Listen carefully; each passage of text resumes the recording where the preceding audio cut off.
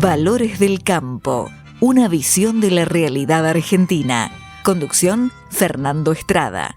En OMINT cumplimos 55 años, en los que siempre fuimos renovando nuestros servicios, porque para cuidar tu salud no podemos quedarnos en el tiempo. OMINT, experiencia para lo que sigue. Superintendencia de Servicios de Salud, órgano de control de las empresas de medicina prepaga, www.sssalud.gov.ar, 0800 222 Registro Nacional de Entidades de Medicina Prepaga número 1336. Baja el colesterol. Aceite de canola Kroll reduce el colesterol. Kroll, el aceite ecológico. Activa tu carrera. Lidera tu futuro. En Universidad FASTA, elegí entre más de 30 carreras online diseñadas con innovación y trayectoria académica. Inscribite hoy y accede a importantes beneficios en la matrícula. Ingresa en www.ufasta.edu.ar/distancia. Universidad FASTA, conectando con tu futuro. ¿Cómo están, queridos amigos de Valores del Campo?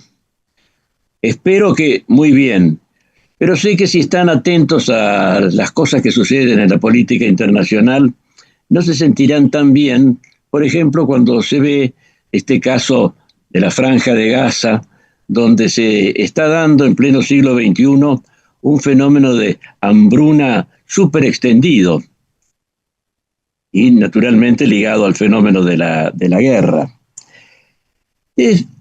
Fíjense que hace años, poco después de la segunda, cuando se formó la FAO como organismo de las Naciones Unidas, cuando el tema de la alimentación mundial pasó en primer plano, un economista de entonces, Colin Clark, un gran economista, decía ya en esa época que la humanidad estaba en condiciones de producir alimentación universal para todos. Pero si eso no sucedía, y en aquella época había manchas de hambrunas por todo el planeta, decía que si eso sucedía, no era por cuestiones de producción, sino administrativas, políticas y comerciales, es decir, no intrínsecamente vinculadas a la producción de alimentos. Ahora tenemos este ejemplo de que estaba hablando, vinculado a la guerra, que hecho más alejado de la producción de alimentos que la guerra. Se ve que nuestro mundo tiene una cantidad de aspectos vulnerables y frágiles que no nos alejan mucho de épocas en que las hambrunas eran comunes, junto con los bajos niveles de vida, la expectativa de vida, la difusión de enfermedades. Son amenazas que subsisten sobre el planeta. No es solamente el tema del cambio climático, que es tan grave, sino que podemos abandonar en cierto momento o en demasiados momentos la prudencia, la vigilancia de esa conducta civilizada que nos permitiría que por lo menos este problema de la seguridad alimentaria mundial no fuera un problema. Incluso hay algunos atisbos, ha habido algunos atisbos en documentos de esto que estoy diciendo. El Acuerdo de París, de las famosas COP, las conferencias de las partes que se reúnen anualmente, las partes son los estados nacionales. El Acuerdo de París, que fue un documento principalísimo que elaboraron, dice que de ninguna manera el control de las emisiones contaminantes que generan el cambio climático deben redundar en perjuicio de la seguridad alimentaria del planeta. Bueno, es muy solemne, sin duda, parece referirse a situaciones como las guerras, pero en la práctica ha habido algunas amenazas así en cuanto a la consideración como contaminantes centrales de actividades también centrales de la humanidad. Por ejemplo, y fundamentalmente, de la producción de alimentos, la ganadería, la agricultura.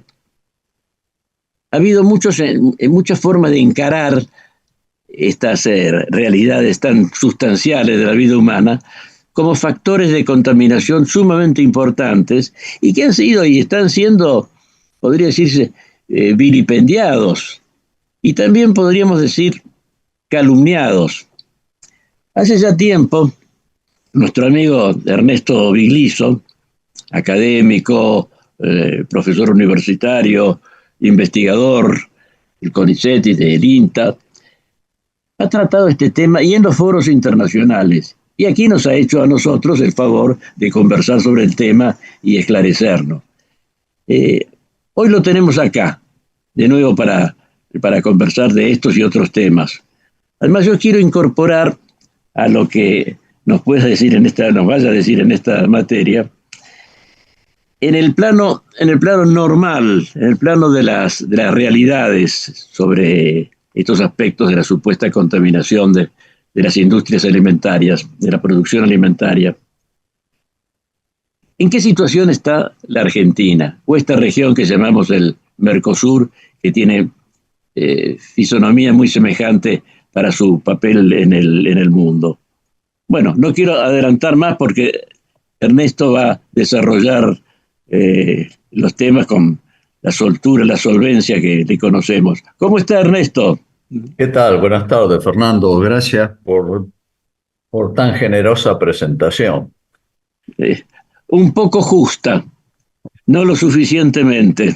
No estoy tan seguro, pero bueno, si usted lo dice. Bueno, he hecho esta introducción porque realmente cuando uno ve estas situaciones de inseguridad alimentaria completa, el caso este que mencioné, el de la guerra en Medio Oriente, se ve la importancia que tiene siempre para la humanidad la producción de alimentos. Nosotros estamos un poco desvinculados, quiero decir, las generaciones actuales, la gente que está actualmente en la Tierra, estamos un poco indiferentes a eso, porque en gran medida el problema no afecta como antes. Por supuesto que es muy importante que el 10% de la población mundial, según las estadísticas fidedignas de las Naciones Unidas, el 10% de la población mundial padece alguna forma de inseguridad alimentaria, desde la carencia de alimentos hasta el raquitismo. Es muy importante, son 800 millones de seres humanos. Pero si uno se retrotrae a épocas no muy lejanas, estos porcentajes eran mucho más altos. Además, había que tomar en cuenta la expectativa de vida mucho menor. ¿Por qué era menor? Porque la gente moría por muchas causas, entre las cuales una de las fundamentales era la inseguridad alimentaria. Claro, efectivamente. Yo creo que usted ha hecho digamos, un planteo contextual muy claro, muy neto, y ha mencionado algunos temas, ¿no es cierto? Dentro de lo que usted ha mencionado, me da la impresión de que el clima y las guerras son dos aspectos que pueden estar poniendo en peligro lo que sería la seguridad alimentaria global o mundial.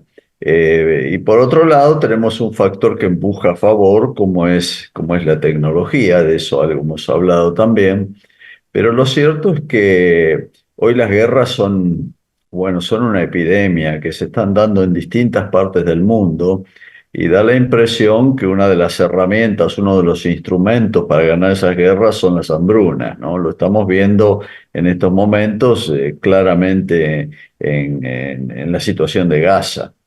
También en Sudán. También en Sudán, sí, donde hay guerras están estos conflictos ahí latentes. Yo nunca me he ocupado mucho de analizar en detalle esta relación entre la guerra y las hambrunas, porque yo estoy más bien orientado a tratar otras temáticas, como puede ser la del cambio climático, ¿no? Pero si bien las guerras son fenómenos, yo diría, casi locales o muy focalizados, el cambio climático es un problema generalizado que afecta a todo el planeta. Efectivamente. Yo traje el ejemplo de las guerras Claro. en cuanto a la vulnerabilidad de seguridades que nosotros damos por definitivamente asentadas. Y no, esas seguridades deben ser mantenidas cotidianamente. Exactamente, exactamente. Y en lo que hace al cambio climático que impone digamos, situaciones o fotografías de inseguridad alimentaria, bueno, es un tema que está generando, como usted sabe, porque lo hemos conversado en otras oportunidades, numerosas controversias. Hay una encrucijada de controversias en esta relación entre el clima, el ambiente y la producción de alimentos.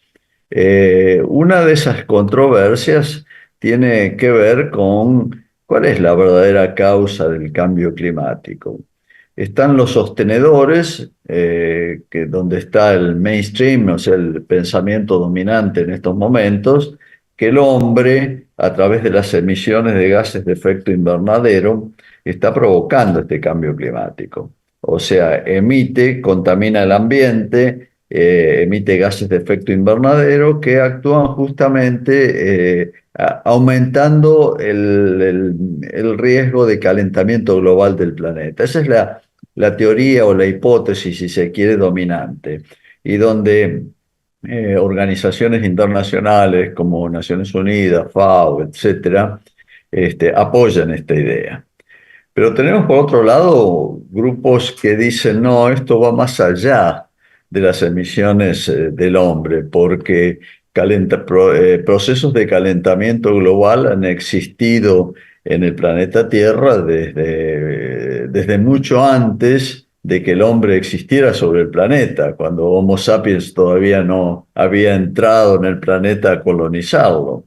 Y es así que, bueno, hay cantidad de estudios que se han hecho, algunos muy antiguos, que nos van mostrando, son los estudios llamados paleoclimáticos, que analizan el clima antiguo de la Tierra, y han encontrado con que en periodos muy grandes, que lo han estudiado a través digamos, de indicadores indirectos, del calentamiento global y de la concentración de gases de efecto invernadero, han encontrado que no está tan correlacionado el clima mundial con las concentraciones de anhídrido carbónico y de otros gases de efecto invernadero en la atmósfera. Y a partir de ahí, bueno, se desarrolla toda una cantidad de teorías, de hipótesis, de posicionamientos con implicancias políticas. Por ejemplo, hay estudios que llegan a analizar la problemática del clima antiguo hasta 600.000 años atrás. Hay investigadores muy prestigiosos detrás de esto, ¿no? Y han encontrado que, por ejemplo, el planeta más o menos cada 100.000 años pasa por un gran calentamiento global y en la fase opuesta por una glaciación. Y eso no está exactamente correlacionado con las emisiones de gases de efecto invernadero, que tienen distintas fuentes, ¿no? Los océanos las emiten, los volcanes las emiten, y distintos causales pueden estar implicando en la emisión de gases de efecto invernadero, pero no necesariamente están totalmente correlacionadas esas visiones. De hecho, a ver, los científicos han identificado ciclos de calentamiento y enfriamiento en el planeta que están como embebidos unos en otros. Por ejemplo, el ciclo mayor tiene aproximadamente unos 100.000 años. Después hay un ciclo menor de 41.000 años, ciclos todavía más chicos, a lo mejor de 25.000 años, y que están muy asociados para algunos científicos con los movimientos del planeta alrededor del Sol. O sea, cuando estamos más cerca del Sol, en ese giro asimétrico, esa órbita excéntrica que va teniendo el planeta alrededor del Sol, hay momentos en que se acerca más, el planeta se calienta, y momentos en que se enfría más y el planeta se hiela, diríamos. Entramos en una glaciación.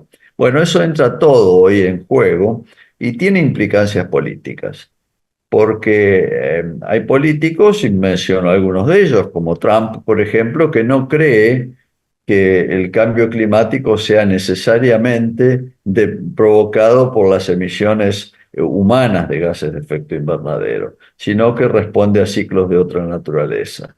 Y está el pensamiento dominante que considera que sí, que hay una asociación. Especialmente en los últimos, diríamos, desde mediados de la década del 70 hasta la actualidad, se ha encontrado con que hay una correlación muy alta entre las emisiones antropogénicas, o sea, producidas por el hombre, y el calentamiento del planeta en este último periodo. Así que en esta discusión está todavía enredada la ciencia y las conclusiones tienen mucho que ver con las políticas que adoptan distintos países. De todos modos, no se excluyen las dos tesis porque puede haber un calentamiento por razones cósmicas, digamos así, apoyado por una producción de gases de invernadero. Sí, o reforzados, claro. Sí, también es posible. Pero claro, la actitud que supone la adopción de una u otra teoría tiene, como usted decía al principio, consecuencias políticas también. Sí, claro. Inclusive, parte de la ciencia dicen que no estamos viviendo todavía un calentamiento global por el hecho de que hay hielo en los polos, o sea, con que estamos recién saliendo de una era glacial. Así que está todo un debate muy, muy interesante, por otra parte, en esta temática. De todos modos, lo que sí sabemos es que el clima es un factor que está afectando, que afecta permanentemente a la vida humana, como a la vida en general.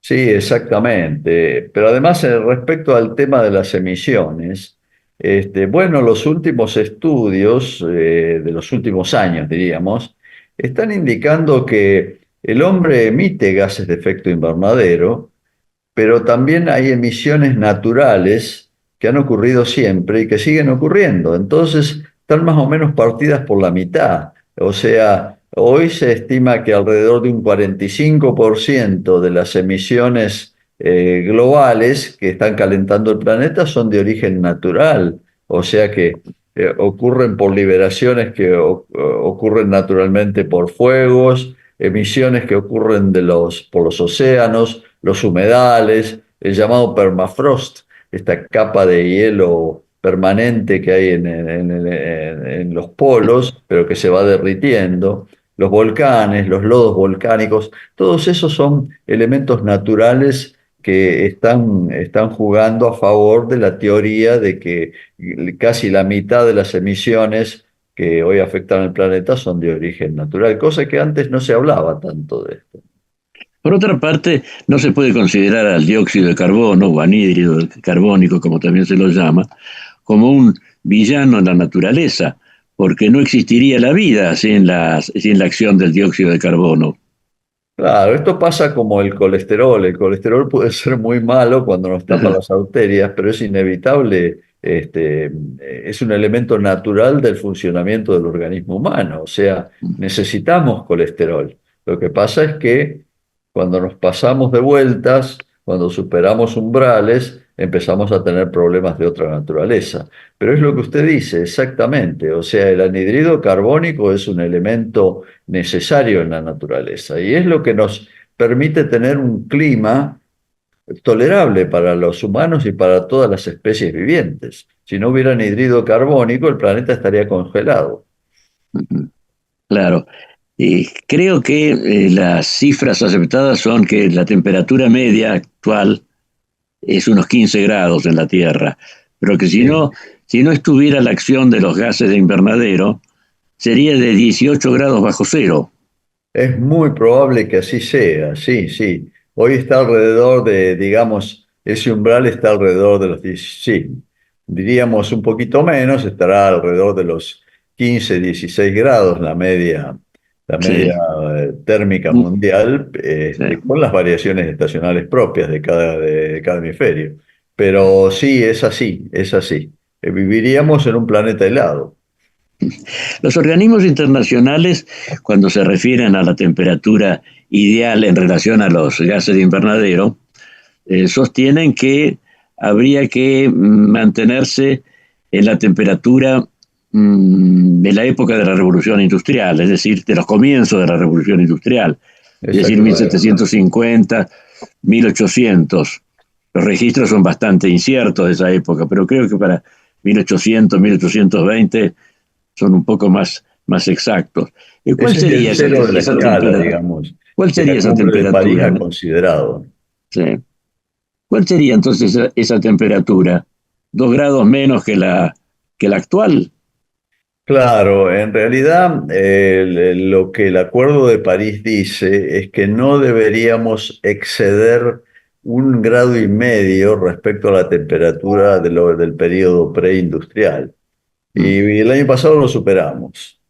Por primera vez en la historia, en la historia reciente, la media del planeta Tierra superó ese 1,5 grados que nos habíamos propuesto no traspasar. Ya lo hemos traspasado. O sea que esto refuerza un poco la teoría de aquellos que sostienen que si seguimos emitiendo los ritmos actuales, la temperatura va a ir subiendo. Y ese es un umbral que ha establecido la ciencia de una manera, diríamos, a través de modelos y a través de evidencias empíricas, a partir del cual, cuando superamos ese 1,5 grados, el clima del planeta puede volverse descontrolado, puede descontrolarse y va a ser mucho más difícil encarrilarlo. El aumento de las emisiones no solamente me parece que asusta por los registros del año pasado, sino que se sabe que va en crecimiento. Incluso la inteligencia artificial, que es un fenómeno nuevo, está requiriendo inversiones de energía altísimos. Y de agua, sí. Y también de agua. Además, hasta los críticos de los combustibles de origen fósil están ahora ablandando un poco su oposición, porque se estima que va a haber que usar en los años próximos todas las fuentes de energía en razón del reclamo que se está haciendo de más y más energía. Claro. Sí, la demanda va en crecimiento de energía. Los países, algunos países no están cumpliendo las metas programadas. 2 de los principales emisores, por ejemplo, la Unión Europea y Estados Unidos, están ajustando sus políticas y diríamos que desde hace unos 10 años aproximadamente han empezado a bajar a escala, digamos, en términos absolutos sus emisiones globales, más la Unión Europea que Estados Unidos, pero ambos están sobrepasados por la gran emisión que provoca la China. La China actualmente duplica a Estados Unidos en emisiones de gases de efecto invernadero. O sea, los países tienen un comportamiento muy heterogéneo y la India va en el mismo camino. Simultáneamente, China está haciendo grandes inversiones en energías alternativas. Exactamente, sí. Pero no llega a compensar la evolución que ha tenido exponencial en sus emisiones de gases de efecto invernadero. O sea, está haciendo grandes inversiones en energías alternativas y renovables. Eso hay que reconocérselo. Pero todavía no ha tenido una influencia global en ese sentido. Uh-huh. Respecto de la India, no estoy al tanto de que esté haciendo un esfuerzo semejante con las energías renovables. No, yo tampoco. La India, emite mucho menos que la China, pero está creciendo a tasas preocupantes. Es uno de los países en los cuales hay que ir mirando porque está siguiendo la trayectoria de la China. A niveles todavía mucho más bajos, ¿no? Pero está siguiendo ese crecimiento exponencial en las emisiones. Claro, sin aprovechar la experiencia internacional en la materia. Yo recuerdo que hace años el economista Paul Samuelson, que tiene un manual que se usa en todas las universidades, Sí, de todas premio Nobel, sí, las claro. facultades de ciencias económicas desde hace décadas, ¿no? A propósito del tema, tratando los costos de la contaminación, no se hablaba de cambio climático, por lo menos en la edición que yo he leído en este sentido, pero dice que en Calcuta les encantaría tener la contaminación de Chicago, a condición de tener también su productividad y su nivel de vida. Quizás esa idea subsiste, ¿verdad? Es probable. Fíjese que India ya superó a China en cantidad de habitantes. O sea, estos países tienen desafíos tremendos para las próximas décadas. Sí. Y en el caso de la alimentación, volvemos a la seguridad alimentaria, particularmente. Claro. La India ha sido siempre una especie de modelo siniestro de las hambrunas. Exactamente. Pero también es un ámbito donde la revolución verde, es decir, la aplicación de la ingeniería genética para la producción de cereales, ha funcionado muy bien. Claro.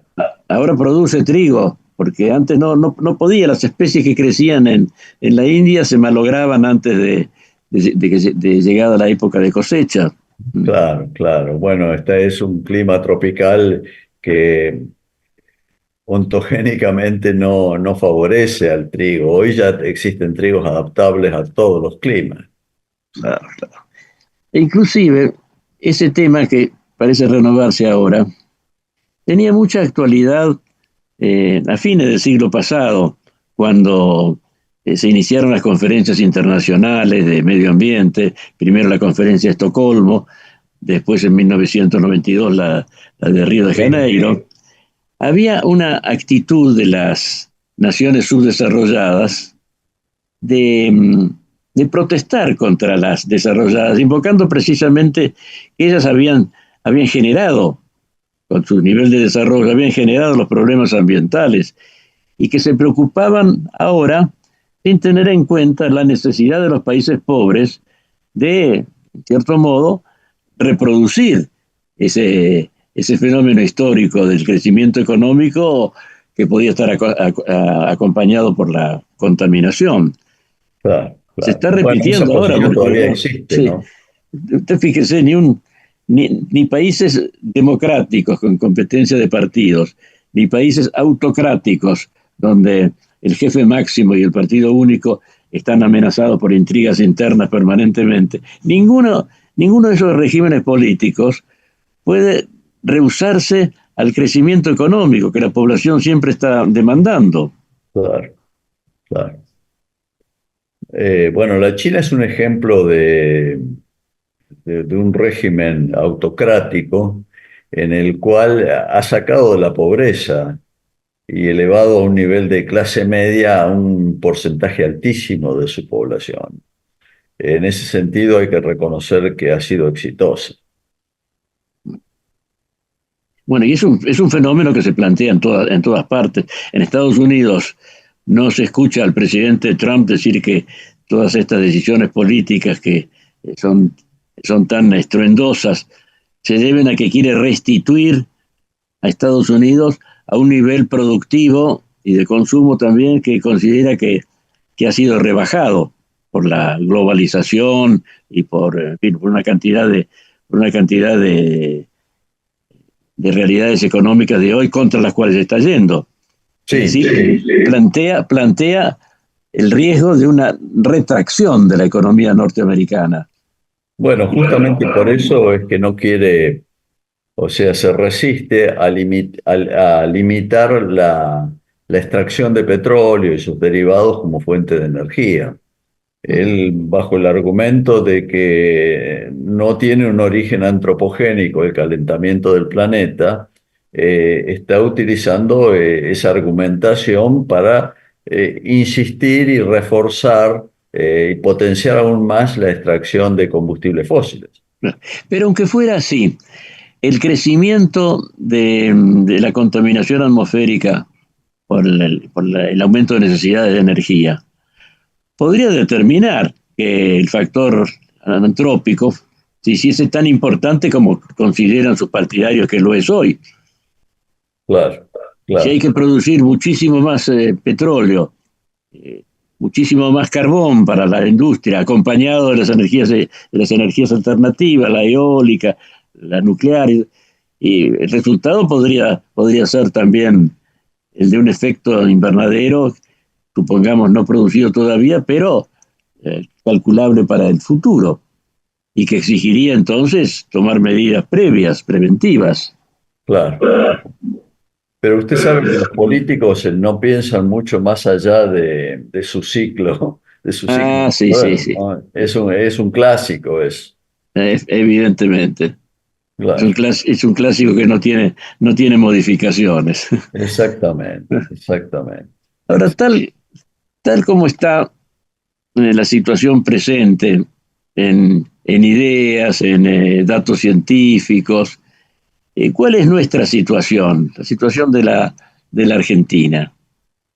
Bueno, la Argentina no mueve la aguja del amperímetro. Las emisiones de la Argentina andan alrededor del 1% de las emisiones globales de todos los países. O sea que lo que se haga en la Argentina aquí, de aquí a 100 años, no van a para nada conmover el estado o el calentamiento global del planeta. O sea, Argentina es un país que no juega en estas ligas mayores donde se están peleando estos grandes temas, ¿no? E inclusive, es más, se presentan a menudo estadísticas que son muy distorsivas, muy sesgadas, en el sentido de que se evalúan a los países eh, por la cantidad de emisiones per cápita que generan. Y Argentina aparece como uno de los países con mayor tasa de emisión per cápita, pero eso tiene una trampa. Argentina tiene muy pocos habitantes, entonces aparece como un emisor mucho más peligroso que China cuando se lo mide por per cápita, pero si se mide las emisiones de gases de efecto invernadero en términos absolutos de lo que produce el país como tal, Argentina no emite más del 1% de las emisiones globales. Entonces, ahí tenemos que cuidarnos también con la interpretación que hagamos de esa información sesgada, ¿no? O sea, a ver, hay intereses en todo esto. Las grandes compañías petroleras tienen sus intereses y tratan de distraer el foco de atención y hacer mirar hacia otro lado, pero en realidad, y eso pasa con los países poderosos también, ¿no? Desvían el foco de atención para sacarse presiones de encima. Es lo Claro. que está pasando con países como Argentina, Uruguay, Chile, Paraguay, Australia, por poner mencionar algunos otros, pero en realidad no juegan para nada en el calentamiento global del planeta. Pero además usted lo ha demostrado en otros lugares. Aparte de esa adulteración de las estadísticas, hay otra adulteración que consiste en multiplicar la llamada huella de carbono, es decir, en el corral se genera tanto carbono por la actividad de las vacas. Después cuando las llevan al matadero, también se incluye en esa huella de carbono la que producen los camiones con su consumo de combustible. Y finalmente, al término de todo el proceso, cuando se llega al mostrador de la carnicería, resulta que un kilo de carne ha producido una emisión inconcebible. Claro, claro. Bueno, eso tiene que ver con el método que utiliza, lo utilizan mucho los europeos sobre todo, de cómo evalúan la llamada huella de carbono. ¿Qué es lo que mide la huella de carbono? La huella de carbono mide algo muy simple, la cantidad de carbono emitido por cada kilo de producto. En este caso que usted menciona, el ejemplo es un kilo de carne, pero también puede ser un kilo de maíz, un kilo de soja, un kilo de trigo o de otros cereales. Esa metodología que utilizan los europeos tiene una trampa y la trampa consiste en que en cada eslabón de la cadena va sumando emisiones. Por ejemplo, en lo que hace a deforestación, por ejemplo. Es un primer eslabón donde le atribuye a ciertos países, como puede ser sobre todo países como Brasil, como Paraguay, pero también a la Argentina, le establece un factor de emisión por deforestación. Después se mete en el predio, es el segundo eslabón de la cadena. En el predio, si hay vacas, sobre todo, las emisiones de metano las hacen jugar con un peso excesivo, desmesurado. Después, por otro lado, van evaluando los insumos agropecuarios, que también suponen una emisión previa antes de entrar al campo, esos insumos. Después, cuando ese producto, sea la carne, se traslada a la industria para procesar, después le suman el transporte, la distribución minorista, el empacado y la puesta en góndola de esos productos. En cada una de esas etapas o eslabones van sumando emisiones. Y cuando llega un producto certificado a la góndola, el comprador va y mira cuánto carbono ha emitido para poder consumir ese producto, cuánto carbono se emite para que él pueda consumir ese producto. Y ese es un disuasivo del consumo, realmente, y es un factor de distorsión. Yo estoy muy en contra de este concepto de huella de carbono calculada de esta manera. ¿Por qué? Porque en la Argentina tenemos, y ahí me meto un poco con los estudios que nosotros venimos realizando, tenemos un concepto distinto, que es no el de huella de carbono, sino de balance de carbono neto en el predio rural. ¿Cuánto emite un predio rural?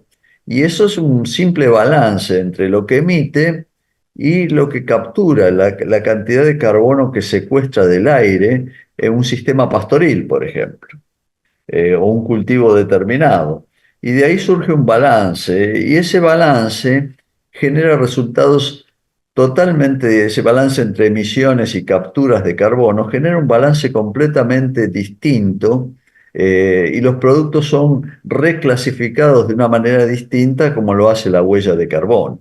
Entonces, ahí hay una pelea que tenemos que dar. O sea, el método que nosotros hemos diseñado y que proponemos, que es el de balance de carbono en predios rurales, no es aceptado hoy por los europeos. Ellos van a seguir insistiendo con el tema de la huella de carbono. Y es una metodología que nos genera bastante problemas porque ignora un elemento esencial, que es la captura de carbono que ocurre en los sistemas extensivos como los que tenemos en la Argentina, ¿no? Entonces, esa captura de carbono hay que restarla de las emisiones de carbono, cosa que no ocurre, no hace la huella de carbono. La huella de carbono solo mide emisiones, nunca capturas.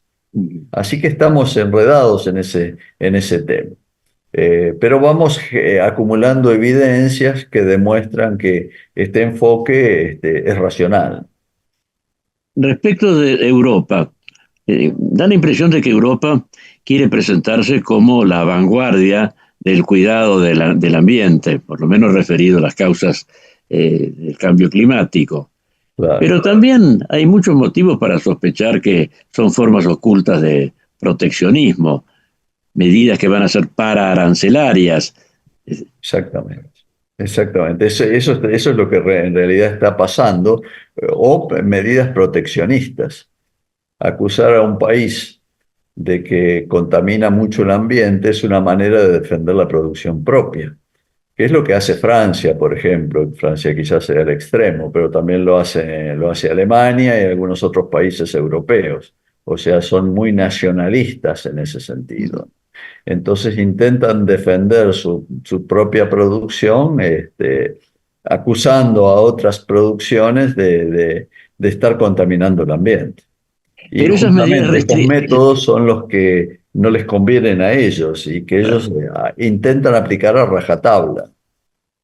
Pero esas medidas tan restrictivas que imponen no tienen vigencia fronteras adentro, porque los productores europeos se quejan también de que las exigencias exceden sus posibilidades. Pero por supuesto, mire, es más, inclusive, cuando uno compara el sistema agroalimentario argentino con el de otro país, por ejemplo, Francia, y Francia está emitiendo alrededor de 8 veces más que la Argentina. El sistema agroalimentario, no estoy hablando al país en conjunto. Pero eso es como que no le prestan atención o no les conviene prestarle atención y en consecuencia es más fácil exigirnos a nosotros certificaciones muy duras en lo que hace a ciertos parámetros ambientales, como la huella de carbono, la huella hídrica y otros, la huella de contaminación. Y bueno, es una manera de encarecernos la producción y defender la propia producción interna de ellos, ¿no? Y sin duda es algo que va contra esas medidas de seguridad alimentaria que, que prescriben las conferencias de las partes, la que recordábamos hace un rato. Claro, es que ellos no tienen problemas no de pueden inseguridad alterar, no alimentaria. deberían alterar la seguridad alimentaria, este tipo de medidas ambientales.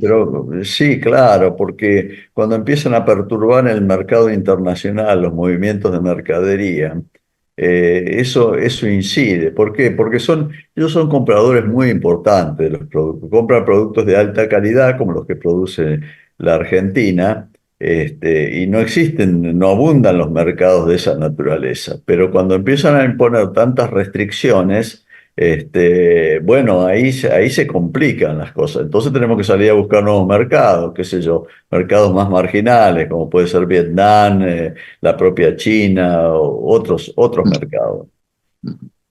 Pero iría en perjuicio de los europeos mismos. Y sí, pero diríamos ellos están en otra carrera. Hoy Ajá. así como la China y Estados Unidos están compitiendo por una carrera tecnológica, y los europeos quieren convertirse en los gendarmes ambientales del planeta y consolidar esa posición y negociar fuerte desde esa posición. Pero no parece que se compadezca mucho con la situación económica y con las exigencias económicas del comercio internacional. No, claro. Bueno, permanentemente hay denuncias en la Organización Mundial de Comercio, que es un organismo que no sirve para nada, esa es la realidad, ¿no? A mí me ha tocado ir a dar alguna conferencia a Ginebra sobre esa organización y uno se da cuenta que recibe mucho más críticas en esos eventos internacionales de los que realmente, bueno, uno podría suponer, ¿no? Ajá. Además, yo creo que hay, que en eso es experto, como en tantas cosas, me va a aclarar. Yo creo que hay un punto que no se toma muy en cuenta en el mercado mundial de alimentos, y es el agua, porque cuando un país como la Argentina exporta su producción, esa producción se ha podido generar porque se usó agua, pongamos, para cantidades abundantes para mantener las vacas, para cosechar los trigos, la soja, todo lo que fuere. Y el país que lo recibe como consumidor, quizás es un país donde no hay suficiente agua y por eso no lo produce. Bueno, sí, es Sí, muy en vez de cierto. enviarle un enorme iceberg como que querían algunos jeques árabes, es mandarle el agua dentro de los alimentos. Sí, empaquetada o sea, se llama agua virtual porque no existe, o sea, no es agua que Sí, se llevan, sino que sí, es el agua que se utilizó para producir un alimento. claro, y que es el agua que ellos no tenían. Exactamente. Bueno, la China está reconstruyendo justamente sus acuíferos que están devastados por siglos de sobreuso, por demandas, digamos, de la población y porque ha regado indiscriminadamente durante muchos años sus cultivos y ha destrozado, diríamos, literalmente sus acuíferos subterráneos. ¿Y hoy qué está haciendo? Y a países como China, como Argentina, como Brasil, como Uruguay, les está comprando productos que insumen el consumo de mucha agua. En consecuencia, es una política inteligente interna que ellos tienen, ¿no? al no usar sus propios acuíferos, los van reconstituyendo, los van regenerando. Y bueno, es un plan a largo plazo que tienen los chinos y que lo van cumpliendo a rajatabla. Es algo que se inicia en la década del 80 y lo propio pasa con el carbono también, porque Argentina, Brasil, Paraguay, Uruguay, todos los que le proveen alimentos a la China, le están ayudando a compensar las grandes emisiones de carbono. O sea, nos están comprando carbono virtual de alguna manera, carbono que emitimos nosotros y que ellos evitan de emitir. Entonces, es todo un tema que actualmente se está tratando y se está evaluando a nivel. Los chinos mismos lo están evaluando con mucha precisión últimamente. Lo que se ve por esto que usted está señalando es que la zona del Mercosur, al margen de que los países sigan agrupados en el Mercosur o lo hagan independientemente, tienen un papel muy importante en la economía ecológica internacional. Sí, claro, y en la seguridad alimentaria global. En la seguridad alimentaria. Hacer reservas de captación de carbono, de captura de carbono y de difusión del agua, por decir así, en el mundo, es un rol importantísimo. No, claro, estamos exportando un producto alimentario y estamos exportando sustentabilidad también. Sustentabilidad que le sirve a otros países. O sea, los estamos haciendo sustentables exportando nuestros productos. Esa es una realidad que hoy ya no se discute. Todo lo que tiene que hablar con nutrientes virtuales, agua virtual, carbono virtual, bueno, es eso exactamente, ¿no? Y Asia, sobre todo la China y el sudeste asiático, son grandes importadores de estos servicios ambientales. Sí, son elementos que se conversan poco, ¿no? Se tratan poco, tanto en los medios de comunicación como me parece en los ámbitos diplomáticos. Y sí, claro. Para la Argentina debería ser un tema de análisis tranquilo también, ¿no? Porque parece que no se nos van a ir los recursos en ese sentido. Pero el aprovechamiento, quiero decir el aprovechamiento en cuanto la posibilidad de debatir internacionalmente esta posibilidad. Resulta que la Argentina es exportadora no solamente de carnes y cereales, sino que en el orden de los productos naturales, bueno, nada menos que de elementos esenciales para eludir el cambio climático o las consecuencias del cambio climático. Sí, es así. Fíjese usted que en el caso del agua, por ejemplo, el agua está clasificada en tres grandes componentes. Lo que se llama agua verde, que es el agua de lluvia, la que nos llega del cielo. El agua azul, que es la que extraemos de los ríos, de los lagos, del subsuelo.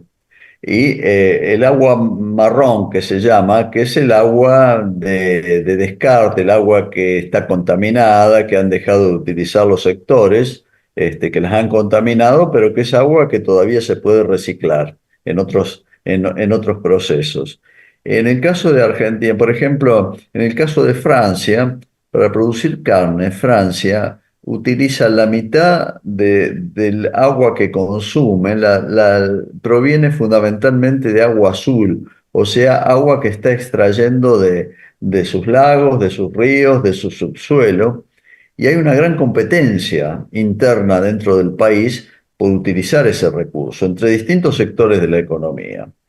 El único recurso que no es competitivo en ese sentido es el agua verde, que es la que utilizamos nosotros. El 90%, el 95% del agua que consume el agro argentino es agua verde, o sea, no está extrayendo agua azul o utilizando otras fuentes de agua como agua marrón. O sea, nos bastamos únicamente con el agua de lluvia. Y esa es una gran ventaja competitiva que tenemos, porque no generamos conflictos internos dentro del país por el uso de una fuente, ¿no? Entonces ese es otro aspecto que está poco considerado en el país, pero que es muy importante. Y que también hace ver la necesidad de una política hidrológica más efectiva. Ah, claro.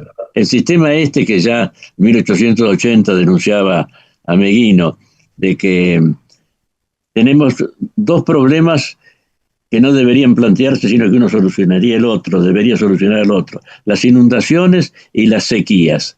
Exactamente.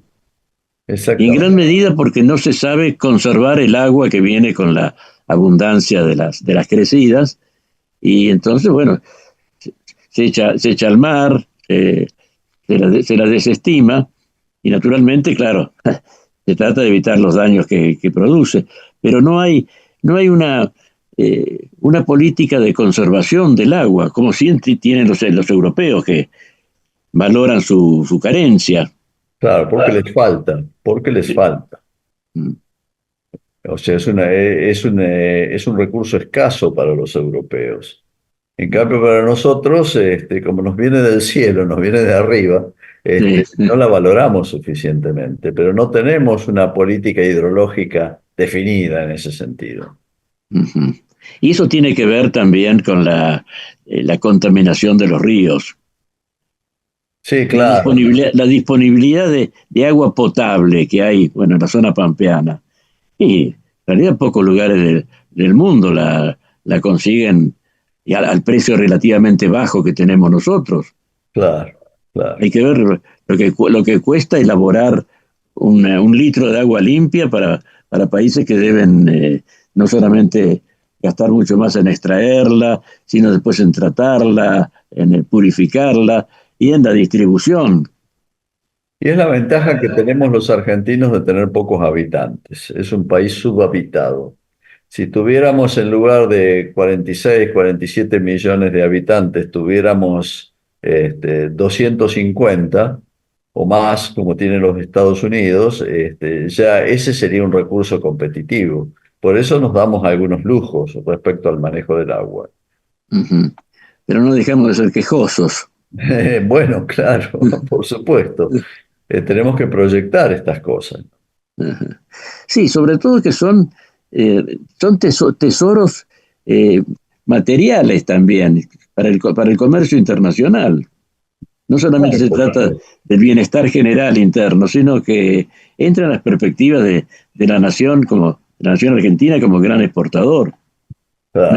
No hay que pensar solamente en vaca muerta y el litio, todo esto que ya tenemos y que de alguna manera es algo clásico, es lo que hay que cultivar especialmente, creo, con un especial tesón, ¿no? Exactamente, exactamente. Tenemos que tener proyectos definidos respecto a eso. De modo que nuestra perspectiva de la Argentina es esperanzada, pero depende de que los 47 millones de habitantes se den cuenta de que no se puede estar mano sobre mano. Claro, claro, claro. A este gran capital Bueno, hay que hacerlo rendir. Sí. exactamente, exactamente. Dentro de todo, dentro de los países que uno va conociendo, yo creo que en la Argentina tenemos una cantidad de privilegios y de beneficios y de ordenamientos que no tienen otros países que están mucho más atrasados. Ujú. Evidentemente. Muchas gracias, Ernesto, por esta conversación. Muchas gracias, Fernando. Como siempre, yo aprendo al lado suyo cosas nuevas y bueno, y me estimula a participar. Pero usted enseña mucho más. Usted enseña mucho más y nos abre los ojos sobre perspectivas de trabajo, de esperanza. Eh, Bueno, ojalá así fuera, ¿no? Ojalá así fuera. es así, No le estoy cedo todos los convencido, pero elogios. bueno, se lo Muchas tomo. gracias otra vez, Ernesto. No, gracias a usted, ¿eh? Hoy hemos hablado con el ingeniero Ernesto Viglicio y nosotros nos encontraremos nuevamente en la edición de la semana próxima de Valores del Campo. Hasta entonces. En OMINT cumplimos 55 años en los que siempre fuimos renovando nuestros servicios, porque para cuidar tu salud no podemos quedarnos en el tiempo. OMINT, experiencia para lo que sigue. Superintendencia de Servicios de Salud, órgano de control de las empresas de medicina prepaga, www.sssalud.gov.ar, 0800 2272583, Registro Nacional de Entidades de Medicina Prepaga número 1336. Baja el colesterol. Aceite de canola Kroll reduce el colesterol. Kroll, el aceite ecológico. Activa tu carrera. Lidera tu futuro. En Universidad FASTA, elegí entre más de 30 carreras online diseñadas con innovación y trayectoria académica. Inscribite hoy y accede a importantes beneficios en la matrícula. Ingresa en www.ufasta.edu.ar/distancia. Universidad FASTA, conectando con tu futuro.